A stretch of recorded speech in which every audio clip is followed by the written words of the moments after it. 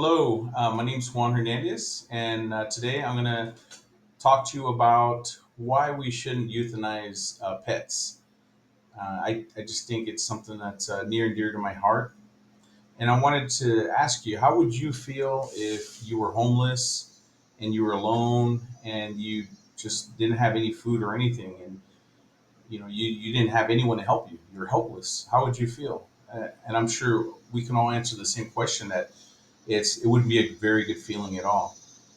So imagine how pets feel. Imagine how some pets, they're the minute they're born, they're homeless, or sometimes they're abandoned pets, and they just start off, on the wrong foot. It's a really bad situation.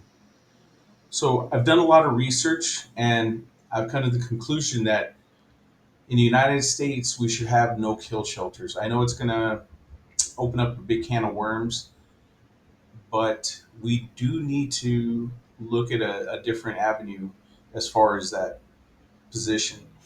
Most people in the United States don't support euthanizing animals, and today I'm going to talk to you about why we shouldn't do it.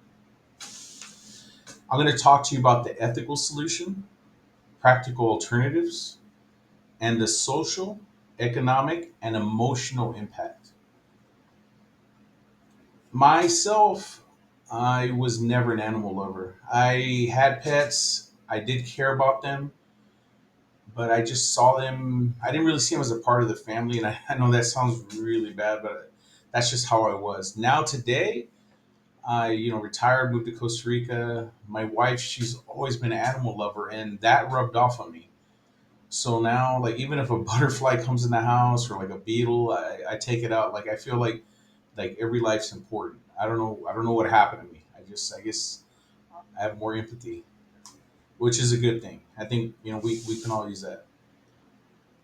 So approximately 607,000 animals were euthanized in shelters in 2024, according to the ASPCA.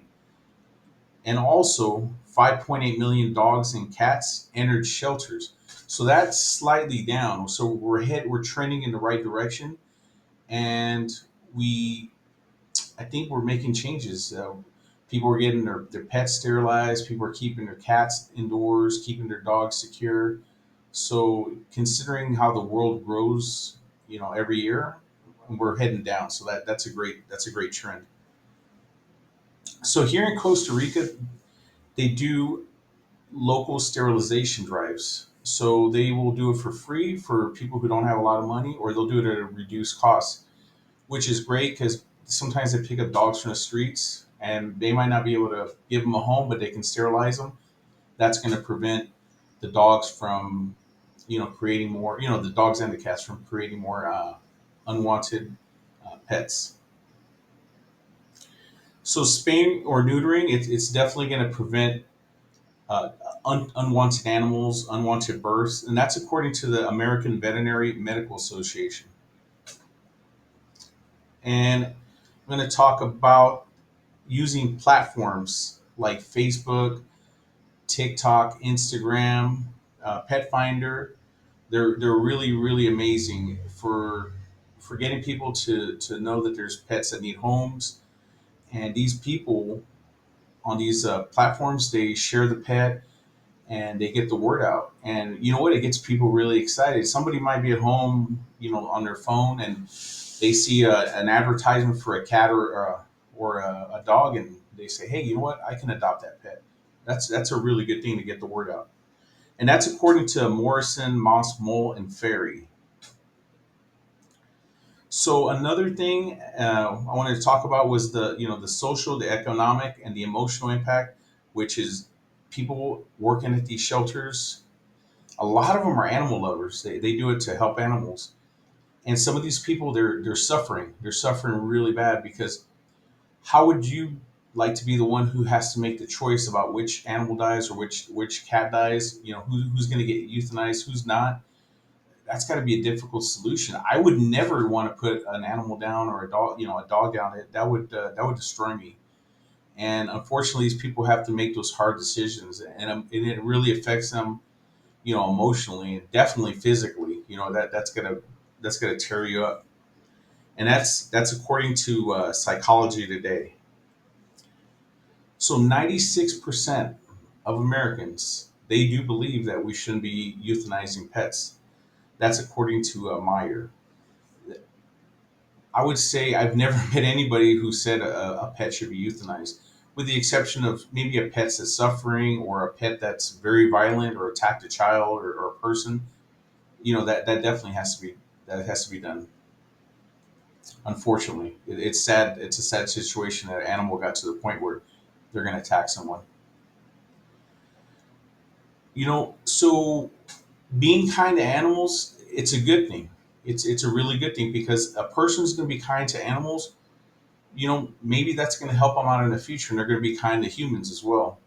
So a lot of the criminals, they not a lot. There's some criminals that, if you look back at their past, they were hurting animals, mutilating cats, dogs, whatever, and that kind of carried on to their adulthood, and then they had the violent tendencies, and that's according to Larson. So being kind to animals, I think it's going to make somebody more, give them more empathy when as a person as they become an adult, and that's going to be great. That's going to be amazing for society.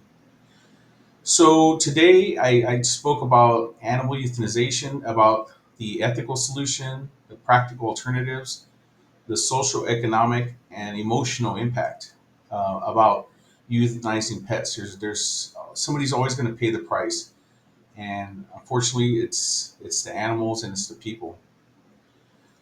And I just want you to know that every life is important. Every life that you can do.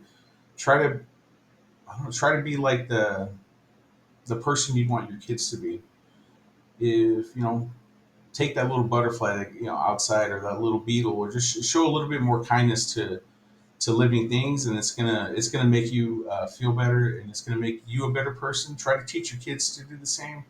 It's going to make the world a better place. And I encourage you, if you can, spay and neuter your pets, and adopt if you can. If you can adopt, then help a dog or cat or another animal get adopted. Thank you so much. I appreciate your time, and I hope you have a wonderful day. One thing I forgot to add is, here's my notes.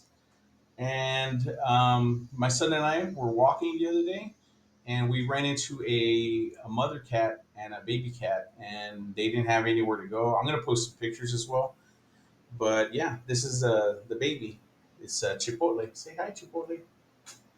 She's a good little baby. She was really really sick, but she's good now. She's eating a lot. She's drinking, and hopefully we can find her a home. If not, she's gonna stay here. But hope you have a great day. Thank you.